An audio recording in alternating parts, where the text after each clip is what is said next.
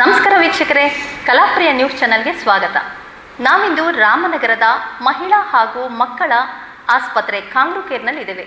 ಬನ್ನಿ, ಇಲ್ಲಿ ಮಕ್ಕಳ ತಜ್ಞರಾದ ಡಾಕ್ಟರ್ ಶಿಲ್ಪಾ ಅವರಿದ್ದಾರೆ, ಅವ್ರ ಜೊತೆ ಮಾತಾಡೋಣ. ನಮಸ್ತೆ ಮೇಡಮ್.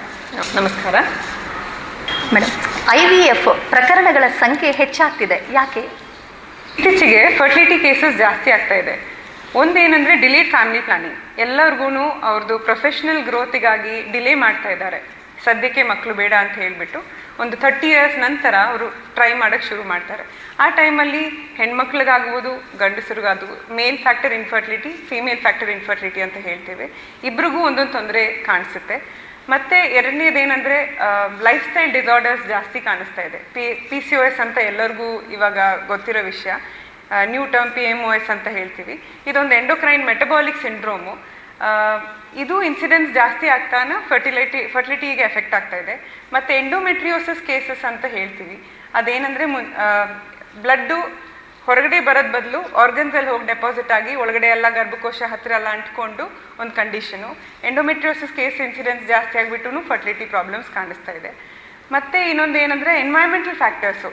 ಎಲ್ಲರದು ಎಕ್ಸಸೈಸ್ ಯೂಸ್ ಇಲ್ಲದೆ ಇರೋದು, ಸ್ಮೋಕಿಂಗ್ ಹ್ಯಾಬಿಟ್ಸ್ ಆಗಲಿ, ಜಂಕ್ ಫುಡ್ಡು ಕನ್ಸಂಪ್ಷನ್ ಜಾಸ್ತಿ ಆಗಲಿ, ಇದೆಲ್ಲ ಹೋಲಿಸ್ಟಿಕ್ಲಿ ಫರ್ಟಿಲಿಟಿಗೆ ಎಫೆಕ್ಟ್ ಆಗ್ತಿದೆ. ಹೆನ್ಸ್ ಜಾಸ್ತಿ ಕೇಸಸ್ ನಾವು ನೋಡೋಕ್ಕೆ ಸಿಗ್ತಾ ಇದೆ ಇತ್ತೀಚೆಗೆ. ಮದುವೆ ಆದಮೇಲೆ ಎಷ್ಟು ಅವಧಿಯಲ್ಲಿ ಫರ್ಟಿಲಿಟಿ ಸ್ಪೆಷಲಿಸ್ಟ್ನ ದಂಪತಿಗಳು ಮೀಟ್ ಮಾಡಬೇಕಾಗುತ್ತೆ? ಮದುವೆ ಆದಮೇಲೆ ಒಂದು ಕಪ್ಪಲು 1 year ತನಕ 12 months ಟ್ರೈ ಮಾಡಿ ನಂತರ ಆದ್ರೂ ಒಂದ್ಸರಿ ಪ್ರೆಗ್ನೆನ್ಸಿ ಆಗಿಲ್ಲ ಅಂತಿದ್ರೆ ಒಂದ್ಸರಿ ಫರ್ಟಿಲಿಟಿ ಸ್ಪೆಷಲಿಸ್ಟಿಗೆ ಮೀಟ್ ಮಾಡಿದ್ರೆ ಒಳ್ಳೆಯದು. ಯಾಕೆಂದರೆ ಇತ್ತೀಚೆಗೆ ಹೆಣ್ಮಕ್ಳು 25 years ಒಳಗಡೆನೆ ಓವೇರಿಯನ್ ರಿಸರ್ವ್ ಅಂತ ಹೇಳ್ತೀವಿ ಅಲ್ಲ, ನಂಬರ್ ಆಫ್ ಎಗ್ಸು ಅದೆಲ್ಲ ಕಡಿಮೆ ಕಾಣಿಸ್ತಾ ಇದೆ.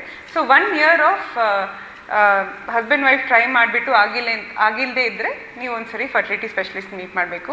ಮತ್ತು 35 ವರ್ಷದ ಮೇಲೆ ಹೆಣ್ಮಕ್ಳು ಅಕಸ್ಮಾತ್ ಲೇಟಾಗಿ ಮದುವೆ ಆಯಿತು ಅಂತಿದ್ರೆ ಅವ್ರದ್ದು period of trying 6 months reduce ಮಾಡ್ತೀವಿ.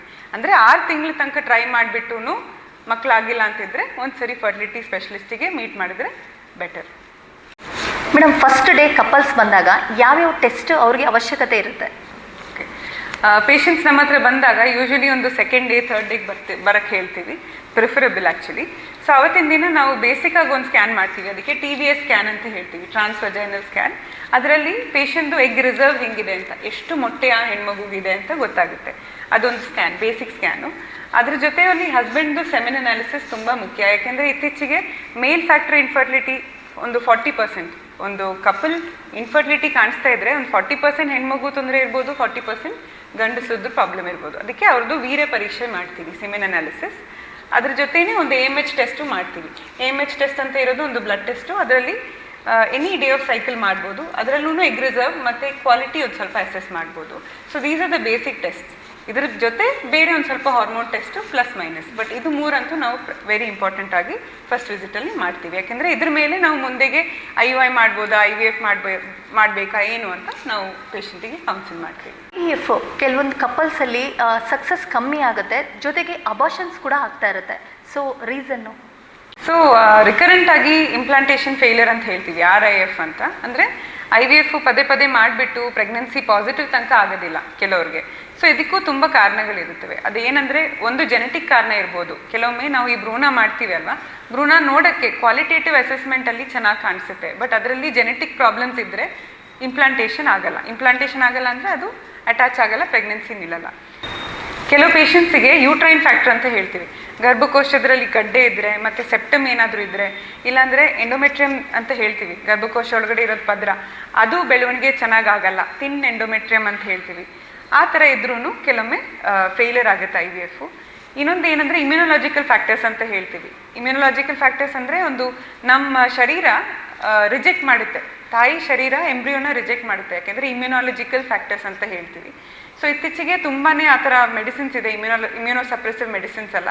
ಸೊ ಈ RIF ಫ್ಯಾಕ್ಟರ್ಸಿಗೆ ಕರೆಕ್ಷನ್ ಮಾಡೋಕ್ಕೆ PGT ಅಂತ ಒಂದು ಟೆಸ್ಟ್ ಇದೆ. ಯಾಕೆಂದರೆ ಎಂಬ್ರಿಯೋ ಟೆಸ್ಟು, ಎಂಬ್ರಿಯೋ ಅಂದರೆ ಭ್ರೂಣ, ಅದರದ್ದು ಒಂದು 4 ಸೆಲ್ಲು, ಒಂದು 80 cells ಇದ್ದರೆ ಒಂದು 4-5 ಸೆಲ್ಸ್ನ ತೆಗೆದು ಟೆಸ್ಟ್ ಮಾಡ್ತೀವಿ.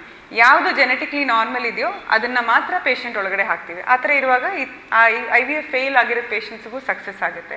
ಮತ್ತು ಎರಡನೇದು ಏನಂತಂದರೆ ಹಿಸ್ಟ್ರೋಸ್ಕೋಪಿ ಅಂತ ಮಾಡ್ತೀವಿ. ಗರ್ಭಕೋಶ ಒಳಗಡೆ ಕ್ಯಾಮ್ರಾ ಹಾಕಿಬಿಟ್ಟು ದುರ್ಬೀನದ ಪರೀಕ್ಷೆ ಕೆಳಗಡೆಯಿಂದ ವಜೈನ ಮುಖಾಂತರ ಗರ್ಭಕೋಶ ಒಳಗಡೆ ಅಲ್ಲಿ ಪಾಲಿಪ್ ಇದೆಯಾ, ಅಡೆಷನ್ಸ್ ಏನಾದರೂ ಒಳಗಡೆ ಅಂಟ್ಕೊಂಡಿದೆಯಾ, ಏನಾದರೂ ಇನ್ಫೆಕ್ಷನ್ ಇದೆಯಾ ಗರ್ಭಕೋಶ, ಇದೆಲ್ಲ ಕಾರಣ ಇರ್ಬೋದು. ಇದೆಲ್ಲ ಕ್ಲಿಯರ್ ಮಾಡಿಬಿಟ್ಟು ನಾವು ಎಂಬ್ರಿಯೋ ಟ್ರಾನ್ಸ್ಫರ್ ಮಾಡ್ತೀವಿ. ಸೊ ಯೂಟ್ರೈನ್ ಫ್ಯಾಕ್ಟರ್ಸ್ ಏನಾದರೂ ಇದ್ದರೆ ಅದಕ್ಕೂ ಕರೆಕ್ಷನ್ ಇದೆ. ಮತ್ತು ಏನು ಇಮ್ಯುನೊಲಾಜಿಕಲ್ ಫ್ಯಾಕ್ಟರ್ಸ್ನ ಕರೆಕ್ಟ್ ಮಾಡೋಕ್ಕೆ ಮೆಡಿಕಲ್ ಫೆಸಿಲಿಟಿ ತುಂಬ ಅಡ್ವಾನ್ಸ್ ಆಗಿದೆ. ಸ್ವಲ್ಪ ಕಾಸ್ಟ್ಲಿ ಮೆಡಿಕೇಷನ್ಸ್ ಇದೆ, ಇಮ್ಯುನೋಸಪ್ರೆಸಿವ್ ಮೆಡಿಸಿನ್ಸ್ ಅಂತ ಹೇಳ್ತೀವಿ. ಅದಕ್ಕೂ ಮುಂಚೆ ಇಮ್ಯುನಾಲಜಿಕಲ್ ಟೆಸ್ಟ್ ಎಲ್ಲ ಮಾಡಿಬಿಟ್ಟು ನಾವು ಈ ಥರ ಇಂಜೆಕ್ಷನ್ಸ್ ಕೊಟ್ಬಿಟ್ಟು ರಿಪೀಟೆಡ್ IVF ಫೇಲಿಯರ್ ಪೇಷಂಟ್ಸ್ಗೆ ಸ್ಪೆಷಲ್ ಚಿಕಿತ್ಸೆ ಮಾಡ್ಬೋದು. ಮತ್ತು ನೀವು ಕೇಳಿದ್ದು ಅಬಾರ್ಷನ್ ಬಗ್ಗೆ. ಸೊ ಅಬಾರ್ಷನ್ ಆಗೋಕ್ಕೆ ಅಂತ ತುಂಬ ಕಾರಣಗಳಿದ್ದಾವೆ. ಫಸ್ಟು 3 ತಿಂಗಳು ಅಬಾರ್ಷನ್ ಆಗ್ತಾ ಇದ್ದರೆ ಅದು ಜೆನೆಟಿಕ್ ತೊಂದರೆ ಪಾಪುಗಿರ್ಬೋದು ಅಂತ ನೋಡಿಬಿಟ್ಟು, ಒಂದಿಲ್ಲ ಅಂದರೆ ಅಬಾರ್ಷನ್ ಆಗುವಾಗ ಅದನ್ನು ಟೆಸ್ಟ್ ಮಾಡಿಬಿಟ್ಟು ಏನು ಕಾರಣ ಅಂತ ನೋಡ್ಬೋದು. ಇಲ್ಲಾಂತಿದ್ರೆ ಸೆಕೆಂಡ್ ಟ್ರೈಮಿಸ್ಟರಲ್ಲಿ ಯೂಶಲಿ ಸರ್ವಿಕ್ಸ್ ಫ್ಯಾಕ್ಟರ್ಸ್ ಅಂತ ಹೇಳ್ತೀವಿ. ಗರ್ಭಕೋಶದ್ದು ಬಾಯಿಗೆ ಸರ್ವಿಕ್ಸ್ ಅಂತ ಹೇಳ್ತೀವಿ. ಅದಕ್ಕೇನಾದರೂ ಸ್ಟ್ರೆಂಗ್ತು ಇಲ್ಲ, ಗರ್ಭಕೋಶ ವೀಕ್ ಆಗಿದ್ದರೆ ಆ ಬಾಯಿಗೆ ಏನಾದರೂ ಸ್ಟ್ರೆಂಗ್ತ್ ಇಲ್ಲ ಅಂತಿದ್ರೂ 5 ತಿಂಗಳು 6 ತಿಂಗಳಲ್ಲಿ ಡೆಲಿವರಿ ಆಗೋದು ಅಬಾರ್ಷನ್ ಥರ ಆಗ್ಬೋದು. ಸೊ ಇದೆಲ್ಲ ಫ್ಯಾಕ್ಟರ್ಸ್ ನೋಡಿಬಿಟ್ಟು ಅದ್ರ ಪ್ರಕಾರ ಟ್ರೀಟ್ಮೆಂಟ್ ಕೊಡ್ತೀವಿ. ಮತ್ತು ಇನ್ನೊಂದು ಏನಂದರೆ ಆಪ್ಲಾ ಸಿಂಡ್ರೋಮ್ ಅಂತ ಹೇಳ್ತೀವಿ. ಹೆಬ್ಬು ಕಟ್ಟೋದು ಜಾಸ್ತಿ ಆಗಿದ್ದರೆ ತಾಯಿಯಿಂದ ಬ್ಲಡ್ ಫ್ಲೋ ಚೆನ್ನಾಗಿ ಮಗುಗೆ ಹೋಗೋದಿಲ್ಲ. ಆ ಥರ ಇರುವಾಗ್ಲೂ ಪ್ಲಾಸೆಂಟಲ್ ಪ್ರಾಬ್ಲಮ್ ಆಗಿಬಿಟ್ಟು ಅಬಾರ್ಷನ್ಸ್ ಆಗುತ್ತೆ. ಸೊ ಪದೇ ಪದೇ ಅಬಾರ್ಷನ್ ಆಗಿರೋರಿಗೆ ಹಳೆ ರೆಕಾರ್ಡ್ಸ್ ಎಲ್ಲ ನೋಡಿಬಿಟ್ಟು ಎಲ್ಲಿ ತೊಂದರೆ ಇದೆ ನೋಡಿಬಿಟ್ಟು ನಾವು ಅಕಾರ್ಡಿಂಗ್ಲಿ ಟ್ರೀಟ್ಮೆಂಟು ಹೆಲ್ಪು ಸಪೋರ್ಟು ಎಲ್ಲ ಕೊಡ್ಬೋದು. So it is very much preventable. ಅದೇ IUI ಅಂದರೆ ಏನು, IVF ಅಂದರೆ ಏನು? ಓಕೆ, IUI ಅಂದರೆ ಇಂಟ್ರಾಯೂಟ್ರೈನ್ ಇನ್ಸೆಮಿನೇಷನ್ ಅಂತ. It's a very small procedure. ಏನಂದರೆ ಇದರಲ್ಲಿ ನಾವು ಓವ್ಯುಲೇಷನ್ ಇಂಡಕ್ಷನ್ ಅಂತ ಎಗ್ ಗ್ರೋ ಮಾಡೋಕ್ಕೆ ಮಾತ್ರೆ ಕೊಡ್ತೀವಿ. ಟ್ಯಾಬ್ಲೆಟ್ಸ್ ಇರ್ಬೋದು, ಕೆಲವೊಮ್ಮೆ ಪ್ಲಸ್ ಮೈನಸ್ 2 ಇಂಜೆಕ್ಷನ್ ಕೊಡ್ಬೋದು ಅಷ್ಟೇ. ಅದ ನಂತರ ಯಾವ ದಿನ ಪೇಷಂಟ್ ಎಗ್ ದೊಡ್ಡದಾಗಿ ರಿಲೀಸ್ ಆಗುತ್ತೋ ಆವತ್ತಿನ ದಿನ ಹಸ್ಬೆಂಡ್ ವೀರ್ಯ ತೊಗೊಂಡು ಪ್ರಾಸೆಸ್ ಮಾಡ್ತೀವಿ, ಬೂಸ್ಟ್ ಮಾಡಿಬಿಟ್ಟು ಅದರಲ್ಲಿ ಯಾವುದು ವೀರ್ಯ ಒಳ್ಳೆ ಮಾರ್ಟಿಲಿಟಿ ಮೂಮೆಂಟ್ ಚೆನ್ನಾಗಿದೆಯೋ ಅದನ್ನು ಪೇಷಂಟ್ ಯೂಟ್ರಸ್ ಒಳಗಡೆ ಟ್ಯೂಬ್ ಹತ್ರನೇ ಬಿಡ್ತೀವಿ.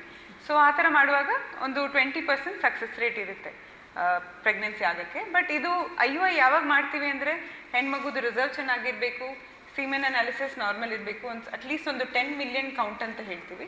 ಮತ್ತು ಹೆಣ್ಮಗುದು ಟ್ಯೂಬ್ಸಲ್ಲಿ ಅಟ್ಲೀಸ್ಟ್ 1 ಟ್ಯೂಬ್ ಓಪನ್ ಇರಬೇಕು, ಫೆಲೋಪಿಯನ್ ಟ್ಯೂಬ್ಸ್ ಅಂತ ಹೇಳ್ತೀವಿ.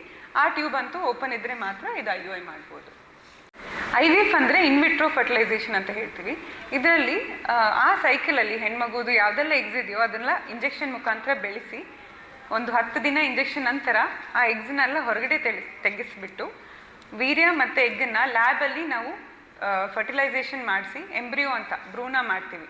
ಆ ಭ್ರೂಣನ್ನು ನಾವು 3 ದಿನದಿಂದ 5 ದಿನ ತನಕ ಲ್ಯಾಬಲ್ಲಿ ಬೆಳೆಸಿಬಿಟ್ಟು ನೆಕ್ಸ್ಟ್ ಸೈಕಲಲ್ಲಿ ಆರ್ ಫ್ರೆಶ್ ಸೈಕಲ್ ಮಾಡ್ಬೋದು. ನೆಕ್ಸ್ಟ್ ಸೈಕಲಲ್ಲಿ ಆ ಭ್ರೂಣನ ಹೆಣ್ಮಗುದು ಗರ್ಭಕೋಶ ಒಳಗಡೆ ಇನ್ಸರ್ಟ್ ಮಾಡ್ತೀವಿ, ಎಂಬ್ರಿಯೋ ಟ್ರಾನ್ಸ್ಫರ್ ಅಂತ ಮಾಡ್ತೀವಿ. ದಿಸ್ ಹೋಲ್ ಪ್ರೊಸೀಜರ್ನ IVF ಅಂತ ಹೇಳ್ತೀವಿ, ಇನ್ ವಿಟ್ರೋ ಫರ್ಟಿಲೈಸೇಷನ್. ಸೊ ಇದರಲ್ಲಿ ಏನಂದರೆ ಒಂದು success rate is around 40 to 50%. ಯಾಕೆಂದರೆ ನಾವು ಭ್ರೂಣ ಅಂತ ಇರೋದು ಫರ್ಟಿಲೈಸೇಷನ್ ಲ್ಯಾಬಲ್ಲಿ ಮಾಡುವಾಗ ಅಷ್ಟು ಪ್ರೆಗ್ನೆನ್ಸಿ ಆಗಿರೋದು 50% ಕೆಲಸ ಹೊರಗಡೆ ನಡೀತಿದೆ.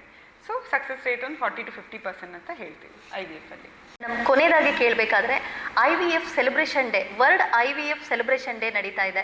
ಸೊ ನೀವೇನಾದರೂ ಆಸ್ಪತ್ರೆಯಲ್ಲಿ ಏನು ಪ್ರಿಪ್ರೇಷನ್ ಇಟ್ಕೊಂಡಿದ್ದೀರಾ? So world IVF day 25th ಜುಲೈಗೆ ಸೆಲೆಬ್ರೇಟ್ ಮಾಡ್ತಿದ್ವಿ. ಅದಕ್ಕೋಸ್ಕರ ನಾವು ಸ್ಪೆಷಲ್ ಆಗಿ ಎಲ್ಲ ಪೇಷಂಟ್ಸ್ಗೂ ನಮ್ದು ಈ ಫೆಸಿಲಿಟಿ ಯೂಸ್ ಮಾಡೋಕ್ಕೆ ಅಂತ 25th ಇಂದ 30th ಜುಲೈ ತನಕ ನಾವು ಫ್ರೀ ಕನ್ಸಲ್ಟೇಷನ್ ಆಫರ್ ಸ್ಟಾರ್ಟ್ ಮಾಡ್ತಾ ಇದ್ವಿ. ಮತ್ತು ಏನಂದರೆ IUI IVF ಪ್ರೊಸೀಜರಿಗೆ 10% ಡಿಸ್ಕೌಂಟು ಬೇರೆ ಕೊಡ್ತಾ ಇದ್ವಿ ಕ್ಯಾಂಗ್ರೂಯಿಂದ. ಸೊ ಎಲ್ಲ ಪೇಷಂಟ್ಸ್ಗೂ ನಿಮ್ಗೆ ಏನಾದರೂ ಫರ್ಟಿಲಿಟಿ ತೊಂದರೆ ಇದ್ದರೆ, ಇಲ್ಲ ನಿಮ್ಗೆ ಏನಾದರೂ ಪ್ರೀವಿಯಸ್ಲಿ ಫೇಲಿಯರ್ ಏನಾದರೂ ಆಗಿದ್ರು ಹಳೆ ರೆಕಾರ್ಡ್ಸ್ ಎಲ್ಲ ತೊಗೊಂಡ್ಬಂದು ತೋರಿಸಿ ಒಂದ್ಸರಿ ಈ ಫೆಸಿಲಿಟಿಯನ್ನು ಯೂಸ್ ಮಾಡಿ ಅಂತ ಹೇಳ್ತೀವಿ. ಥ್ಯಾಂಕ್ ಯು ಮೇಡಮ್, ನಿಮ್ಮಿಂದ ಅನೇಕ ವಿಚಾರಗಳು ತಿಳ್ಕೊಂಡಂಗಾಯಿತು. ನೋಡಿದ್ರಲ್ಲ ವೀಕ್ಷಕರೇ, ಇದಿಷ್ಟು ಡಾಕ್ಟರ್ ಶಿಲ್ಪಾ ಅವರ ಮಾತಾಗಿತ್ತು. IUI IVF ನಿಮ್ಮ ಯಾವುದೇ ಫರ್ಟಿಲಿಟಿ ಸಮಸ್ಯೆಗೆ ರಾಮನಗರದ ಕಾಂಗ್ರೂ ಕೇರ್ ಆಸ್ಪತ್ರೆಗೆ ಭೇಟಿ ನೀಡಿ ವೈದ್ಯರನ್ನು ಸಂಪರ್ಕಿಸಿ. ನಮಸ್ಕಾರ.